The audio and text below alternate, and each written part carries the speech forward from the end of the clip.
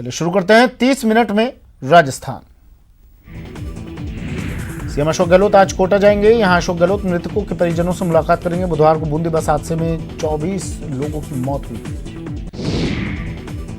गहलोत सरकार ने पत्रकारों को बड़ी सौगात दी है। सरकार ने मेडिक्लेम इंश्योरेंस को अपडेट किया और 1140 पत्रकारों का इंश्योरेंस किया गया।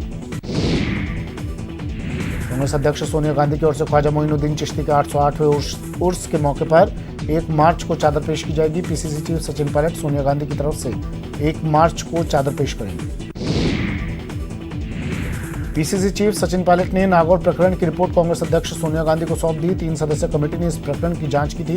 पायलट ने कहा कि जो घटना हुई शर्मनाक है और गुनहगारों के खिलाफ कड़ी कार्रवाई हो रही है। सीएम गहलोत ने बजट पर बहस का जवाब दिया और कहा कि प्रदेश में जिस तरह से बजट का स्वागत हुआ वैसा नहीं देखा और बजट आर्थिक हालातों से बढ़कर है। सीएम ने विपक्ष पर हमला करते हुए कहा कि केंद्र से जो पैसा मिलता है वो हमारा अधिकार है, कोई एहसान नहीं। फिलहाल केंद्र से 10,000 करोड़ से ज्यादा का फंड अटका हुआ है। सीएम ने केंद्र सरकार पर हमला बोलते हुए कहा कि बीजेपी के राज में कांग्रेस के प्रोजेक्ट रोक दिए गए, रिफाइनरी प्रोजेक्टों को बर्बाद कर दिया गया।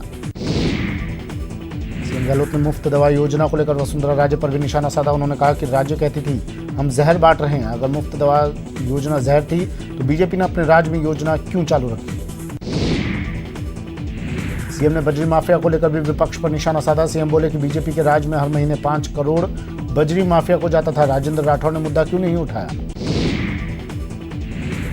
बजट बहस का जवाब देते हुए सीएम गहलोत ने दिल्ली हिंसा को लेकर केंद्र पर निशाना साधा। उन्होंने कहा कि देश में हिंसा का माहौल है। 3 दिन तक दिल्ली में आग लगती रही। इस पर पीएम और गृह मंत्री मौन क्यों हैं। सदन में नेता प्रतिपक्ष कटारिया का प्रदेश सरकार पर पलटवार। कटारिया ने कहा कि केंद्र से पर्याप्त फंड मिल रहा है, कांग्रेस अपनी कमजोरियां न थोपे। विधानसभा में मेज नदी हादसे पर जमकर हंगामा हुआ। बीजेपी विधायकों ने हंगामे के बाद सदन से वॉकआउट कर दिया। वहीं सदन में मेज नदी हादसे के मृतकों को 2 मिनट का मौन रखकर श्रद्धांजलि दी गई। सदन की कार्रवाई के दौरान प्रदेश में पुलिस थानों में स्वागत कक्ष के निर्माण से जुड़ा सवाल उठा। प्रश्नकाल में विधायक रामलाल शर्मा ने मंत्री शांति धारीवाल से सवाल पूछा, जिसके जवाब में धारीवाल ने कहा राज्य के 893 पुलिस थानों में से 869 में स्वागत कक्ष बनाए जाने।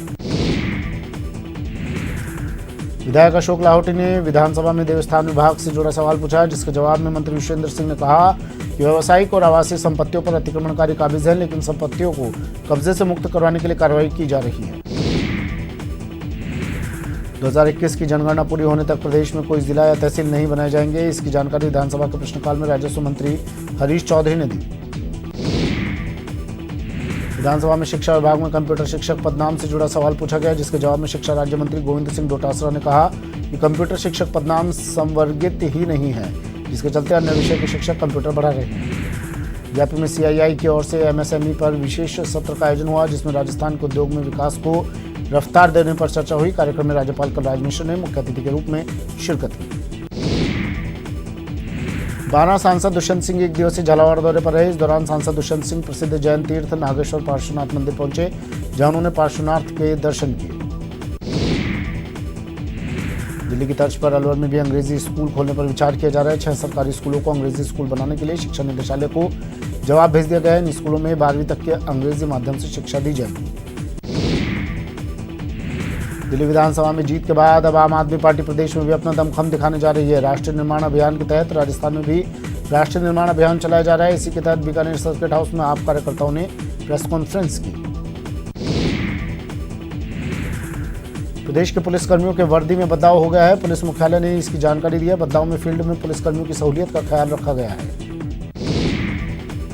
बाड़मेर में युवक की पिटाई के मामले में राज्य सरकार ने एक्शन लेना शुरू कर दिया है। सरकार ने इस घटना को पुलिस की लापरवाही मानते हुए बाड़मेर के एसपी शरद चौधरी को एपीओ कर दिया है। फिलहाल सरकार ने बाड़मेर में एसपी नहीं लगाया है। झालावाड़ के पिड़ावा थाना क्षेत्र में गुरुवार को 13 साल की एक लड़की को अगवा कर 2 दिन तक गैंगरेप करने का सनसनीखेज मामला सामने आया। पुलिस ने दोनों आरोपियों को गिरफ्तार कर लिया है। बूंदी के बांसी कस्बे के बाशिंदों ने कैंडल मार्च निकालकर सड़क हादसे में मारे गए लोगों को श्रद्धांजलि दी। 26 फरवरी को किशोराय पाटन इलाके में यात्रियों से भरी बस नदी में गिर गई थी, जिसमें 24 लोगों की मौत हो गई थी। बूंदी में लोगों ने चोरी के शक में एक युवक की जमकर धुनाई कर दी। पिटाई का ये वीडियो सोशल मीडिया पर खासा वायरल हो रहा है। कोटा में फोन कॉल से रामपुरा कोतवाली इलाके में एक व्यवसायी से 10 करोड़ रुपए की फिरौती मांगी गई। पुलिस ने व्यापारी को धमकाने वाले नाबालिग को बाल सुधार गृह भेजा।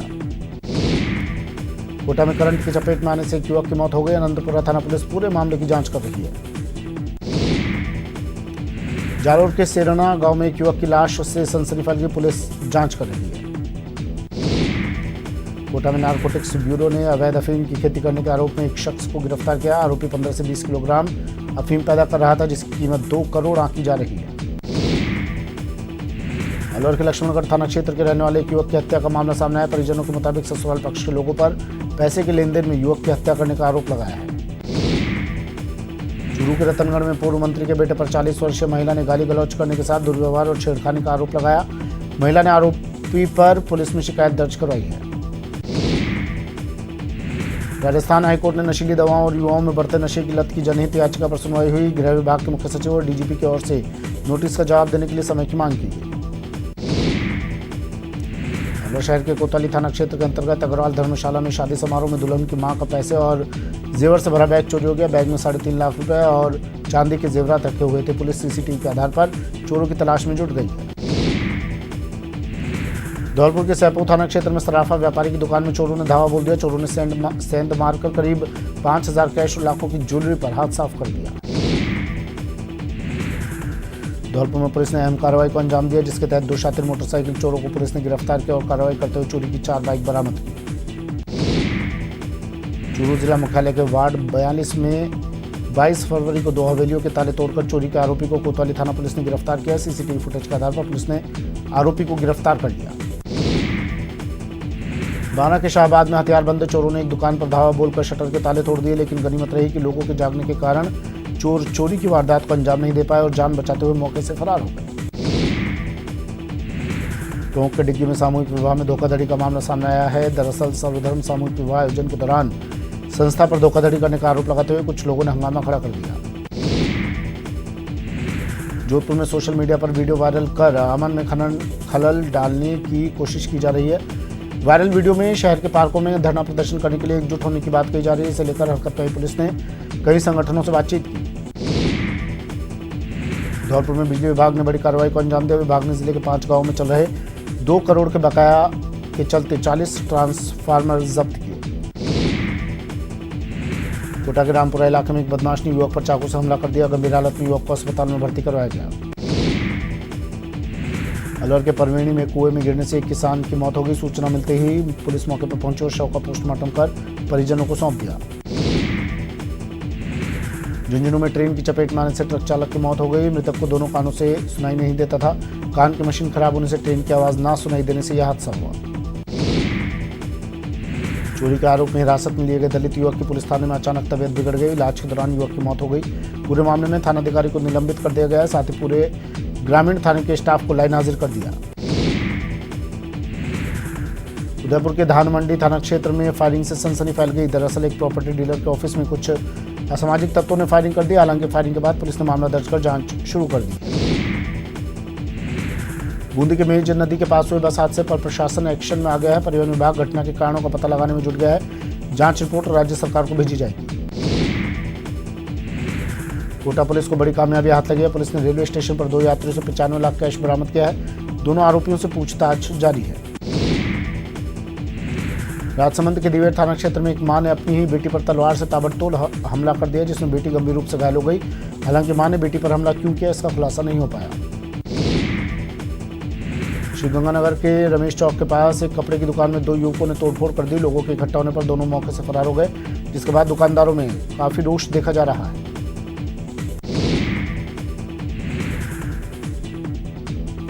जोधपुर के 3 अल्पसंख्यक परिवारों को बिना कोई अपराध के गांव के पंचों ने गांव से बहिष्कृत कर दिया। सदमे में एक परिवार के व्यक्ति की जान चली गई। जयपुर में अतिक्रमण के खिलाफ निगम और जेडीए ने बड़ी कार्रवाई की। इस दौरान झोटाड़ा में सरकारी जमीन से अस्थायी अतिक्रमण हटाया गया। कोटा में अतिक्रमण निरोधक दस्ते ने अतिक्रमणियों के खिलाफ सख्त कार्रवाई की। बुलडोजर चलाकर ओवरब्रिज के नीचे रखी गुमटियों और थड़ियों को ध्वस्त किया गया। नागौर के डीडवाना में रेलवे फाटक के पास एक युवक ने ट्रेन के आगे कूदकर अपनी जान दे दी। घटना के बाद पूरे इलाके में सनसनी फैल गई। मृतक की शिनाख्त कमल किशोर के रूप में हुई है, जो नागौर का रहने वाला था। जयपुर में देर रात 2 सड़क हादसों में 4 लोगों की मौत हो गई और एक बच्ची गंभीर रूप से घायल हो गई। पहला हादसा मानसरोवर थाना इलाके में हुआ, जबकि दूसरा हादसा गवर्नमेंट हॉस्टल चौराहे पर हुआ। हादसे में ड्राइवर की लापरवाही सामने आई है। उदयपुर के अरावली की पहाड़ियों में गुरुवार को अचानक आग लग गई। शहर के प्रतापनगर इलाके के पहाड़ों पर लगी इस आग से कई जंगली जानवरों का जीवन संकट में है। जोधपुर के सरदारपुरा में एक मकान में बिजली के मीटर में शॉर्ट सर्किट के कारण आग लग गई। मीटर के नीचे रखे पटाखों से आग और ज्यादा फैल गई, जिससे घर में रखा सारा सामान जलकर खाक हो गया।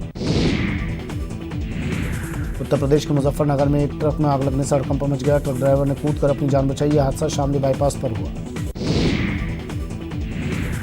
धौलपुर के वार्ड नंबर 7 में अव्यवस्थाओं का आलम है। पिछले लंबे समय से क्षेत्रवासी गंदी सीवर लाइन, सड़क और पानी की व्यवस्था समस्याओं से जूझ रहे हैं। मूलभूत सुविधाओं के अभाव में आक्रोशित लोगों ने नगर परिषद प्रशासन के खिलाफ जमकर नारेबाजी कर प्रदर्शन किया। शहीद की मूर्ति स्थापना की मांग को लेकर एंडा निवासी वीरांगना धौली देवी ने जिला कलेक्टर को ज्ञापन सौंपा। वीरांगना धौली देवी के पति बाबूलाल मीणा 27 मार्च 2012 को देश की सेवा करते हुए शहीद हो गए थे। अखिल राजस्थान राज्य कर्मचारी संयुक्त महासंघ के बैनर तले कर्मचारियों ने भीलवाड़ा जिला कलेक्ट्रेट पर प्रदर्शन किया और मुख्यमंत्री के नाम 15 सूत्री मांग पत्र भी सौंपा। साथ ही मांगे नहीं माने जाने पर उग्र आंदोलन की चेतावनी भी दी।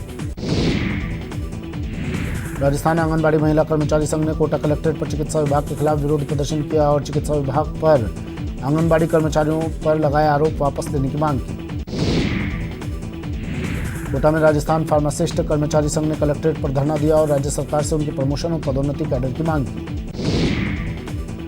सवाई माधोपुर में 15 सूत्री मांगों को लेकर कर्मचारियों ने कलेक्ट्रेट के सामने धरना प्रदर्शन किया और मुख्यमंत्री के नाम जिला कलेक्टर को ज्ञापन सौंपा। साथ ही मांगे नहीं मानने पर आंदोलन की चेतावनी दी।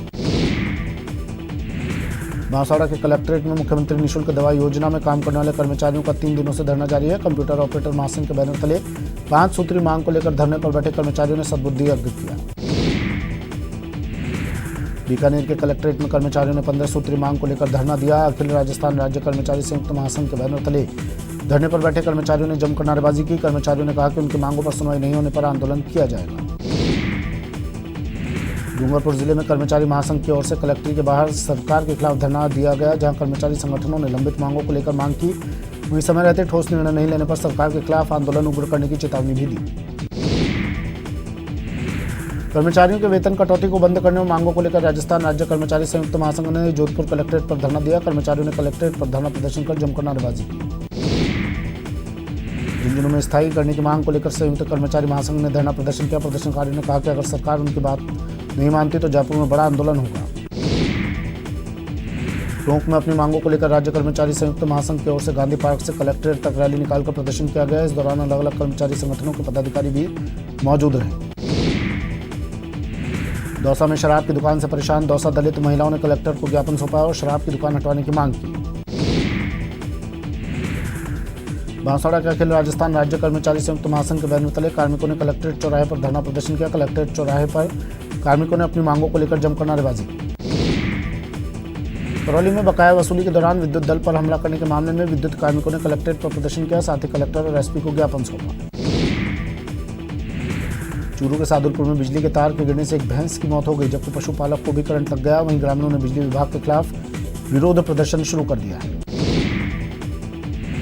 एलडीसी भर्ती के आरक्षण के मामले में अल्पसंख्यक महासंघ ने 22 गोदाम पर धरना दिया। इस दौरान बैकलॉग के पदों पर भर्ती को पूरा करने की मांग को लेकर नारेबाजी भी की गई। अलवर के राजीव गांधी अस्पताल के गेट के बाहर फार्मासिस्ट महासंघ एकीकृत की ओर से नारेबाजी की गई। अन्य कर्मचारी संगठनों ने भी धरने का समर्थन किया और आंदोलन में उनके साथ रहने का भरोसा दिलाया। सवाई माधोपुर में राज्य सरकार की कर्मचारी विरोधी नीतियों सहित 15 सूत्री मांगों को लेकर कर्मचारियों ने कलेक्ट्रेट पर धरना प्रदर्शन किया और मुख्यमंत्री के नाम जिला कलेक्टर को ज्ञापन सौंपा। अलवर में बिजली निगम के अधिकारियों के लिए 268 करोड़ रुपए की बिजली बकाये की वसूली चुनौती बन गई है। बिजली निगम के अधिकारियों की लाख कोशिशों के बावजूद भी बिजली निगम का 268 करोड़ रुपए उपभोक्ताओं पर बकाया चल रहा है। एडीजी यूआर साहू अपने वार्षिक निरीक्षण के दौरान चूरू पहुंचे, जहां उन्होंने पुलिस लाइन में परेड की सलामी ली और नाकाबंदी और क्राइम सीन का निरीक्षण किया। करौली के बार एसोसिएशन अध्यक्ष पद पर जयेंद्र सिंह निर्विरोध निर्वाचित हुए। इस अवसर पर बार एसोसिएशन सभागार में शपथ ग्रहण कार्यक्रम आयोजित किया गया। जयेंद्र सिंह 5वीं बार एसोसिएशन अध्यक्ष चुने गए। चित्तौड़गढ़ जिले में एक और सीमेंट इकाई लगने की तैयारी की जा रही है, जिसे लेकर पर्यावरणीय जन सुनवाई आयोजित की गई। परियोजना की लागत 233 करोड़ रुपए होगी। दौसा कलेक्टर अविचल चतुर्वेदी ने जिला स्वास्थ्य समिति की बैठक ली। इस बैठक में उन्होंने चिकित्सा अधिकारियों को जमकर लताड़ लगाई।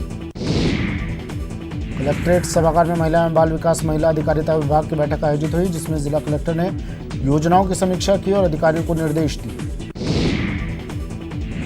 सवाईमाधोपुर जिला कलेक्टर की अध्यक्षता में कलेक्ट्रेट सभागार में जिला स्तरीय शांति समिति की बैठक आयोजित हुई। बैठक के दौरान कलेक्टर और पुलिस अधीक्षक ने जिले में आपसी भाईचारा और सौहार्द बनाए रखने में सहयोग करने की अपील की।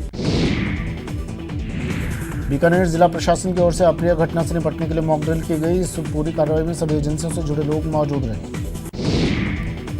शिक्षा विभाग में अब पेंशन प्रकरणों के लिए कार्मिकों को बार बार माध्यमिक शिक्षा निदेशालय के चक्कर नहीं लगाने पड़ेंगे, क्योंकि माध्यमिक शिक्षा निदेशक सौरभ स्वामी ने एक नवाचार करते हुए पेंशन प्रकरणों के निस्तारण के लिए एक हेल्पलाइन की शुरुआत कर रही है।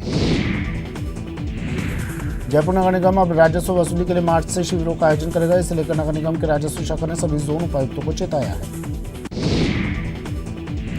आधुनिक संसाधनों के मामले में उदयपुर भी पीछे नहीं है। दरअसल Gitanjali medical college and hospital ने फ्रेंच और जर्मन तकनीक से वाल्व ट्रांसप्लांट किया है। प्रतापगढ़ के दरियावद हॉस्पिटल में पिछले 20 दिनों से एम्बुलेंस खराब है, जिसके चलते प्रतापगढ़ जिला मुख्यालय जाने में मरीजों को भारी परेशानियां उठानी पड़ रही है। राजस्थान नर्सिंग एसोसिएशन जिला अध्यक्ष के चुनाव संपन्न हुए। चुनाव में जिला अस्पताल में कार्यरत मेल नर्स विक्रम सिंह मीणा निर्विरोध जिला अध्यक्ष चुने गए। दौसा में सांसद आदर्श ग्राम योजना के तहत बिलौना कला ग्राम पंचायत में रात्रि चौपाल का आयोजन किया गया। दौसा सांसद जसकौर मीणा और जिला कलेक्टर अविचल त्रिवेदी इस रात्रि चौपाल में मौजूद रहे। बूंदी में कलेक्टर तालेड़ा पंचायत समिति रात्रि चौपाल का आयोजन किया गया, जिसमें राज्य सरकार की विभिन्न कल्याणकारी योजनाओं की जानकारी दी गई। बीकानेर रेंज आईजी जोश मोहन पुलिस थाना छतरगढ़ का निरीक्षण किया। अजमेर रेंज के नए आईजी हवा सिंह घुमरिया टोंक जिले के दौरे पर रहे, जहां उन्होंने पुलिस सभागार में पुलिस अधिकारियों की बैठक ली। बीकानेर कलेक्टर कुमारपाल गौतम ने कोलायत सामुदायिक चिकित्सा केंद्र का जायजा लिया, साथ ही कपिल सरोवर पर हुए कार्यों का निरीक्षण किया। चूरू जिला परिषद सभागार में आपदा प्रबंधन का प्रायोगिक प्रशिक्षण कार्यक्रम आयोजित हुआ। कार्यक्रम में 90 संभागीय अधिकारियों और कर्मचारियों को आपदा के दौरान बचाव के विभिन्न उपायों की जानकारी दी गई। नोबेल पुरस्कार विजेता कैलाश सत्यार्थी ने अपनी पत्नी के साथ सवाईमाधोपुर के गंभीरा गांव का दौरा किया, जहां उन्होंने कलेक्टर की पोषण मुहिम के तहत आंगनबाड़ी केंद्र के बच्चों को हलवा खिलाया। चूरू में खेलो इंडिया के तहत 6 करोड़ 80 लाख की लागत से सिंथेटिक ट्रैक बनकर तैयार हो गया है। सिंथेटिक ट्रैक का लोकार्पण केंद्रीय खेल मंत्री किरण रिजिजू आज करेंगे। प्रतापगढ़ के राजकीय उच्च माध्यमिक विद्यालय में वार्षिक उत्सव और भामाशाह सम्मान कार्यक्रम आयोजित किया गया। कार्यक्रम का शुभारंभ सरस्वती वंदना के साथ शुरू किया गया। झुंझुनू में आकाश अकेडमी का वार्षिकोत्सव मनाया गया, जिसमें स्कूल के विद्यार्थियों का सम्मान किया गया और साथ ही 25 ऐसे विद्यार्थियों को सम्मानित किया गया जिनका चयन मेडिकल और आईआईटी में हुआ। उद्यमियों को प्रोत्साहन देने के लिए भीलवाड़ा में जिला उद्योग केंद्र की ओर से 2 दिवसीय उद्योग प्रोत्साहन मेले का समापन हो गया। झुंझुनू में चंद्रशेखर आजाद का बलिदान दिवस मनाया गया। इस कार्यक्रम का आयोजन शहीद भगत सिंह पार्क में हुआ। जयपुर महाराणा प्रताप सभागार में साक्षी थिएटर ग्रुप की ओर से हास्य नाटक गधे की बारात का मंचन हुआ। इस नाटक को हरि भाई वडगांवकर ने लिखा है। चलिए बुलेटिन में फिलहाल इतना ही, दीजिए इजाजत, नमस्कार।